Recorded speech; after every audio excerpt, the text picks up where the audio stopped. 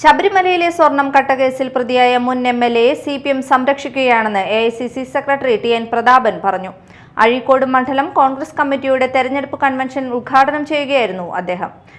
Marxist പാർട്ടിയുടെ MLA ആയ മുൻ സിപിഎം ജില്ലാ സെക്രട്ടറി ഉൾപ്പെടെയുള്ള ആളുകൾ അറസ്റ്റ് ചെയ്യപ്പെട്ടിരിക്കുകയാണ്. ശബരിമലയിൽ നിന്നും സ്വർണം കൊള്ള ചെയ്ത് മാർക്സിസ്റ്റ് നേതാക്കന്മാർ അവരുടെ വീടുകളിൽ കൊണ്ടുപോയി ഒളിപ്പിച്ച് ഈ രാജ്യത്തെ ഭക്തജനങ്ങളെ കൊള്ളയടിച്ച സിപിഎമ്മിന്റെ ഇടതുപക്ഷ ജനാധിപത്യ മുന്നണിയുടെ കൊടും ക്രൂരതയ്ക്കെതിരെ അതിശക്തമായ പ്രതിഷേധം ഈ കൺവെൻഷനിൽ ആദ്യം തന്നെ നിങ്ങളെല്ലാവരുടെയും പേരിൽ പ്രകടിപ്പിക്കാൻ അവസരം വിനിയോഗിക്കുകയാണ്. നമ്മളെല്ലാവരും ഈ കൺവെൻഷനിൽ പങ്കെടുക്കുന്നത് എന്തിനാണെന്ന് അറിയാം. ഈ ഡിസംബർ മാസം 11-ാം തീയതി പഞ്ചായത്ത് തെരഞ്ഞെടുപ്പ് നടക്കുകയാണ്. ബ്ലോക്ക് പഞ്ചായത്തിലേക്കും ജില്ലാ പഞ്ചായത്തിലേക്കും. കഴിഞ്ഞ 20 വർഷമായി തലതിരിഞ്ഞ വികസന പ്രവർത്തനങ്ങൾ മൂലം മുരടിച്ചുപോയ പ്രദേശമാണ് അഴീക്കോട്.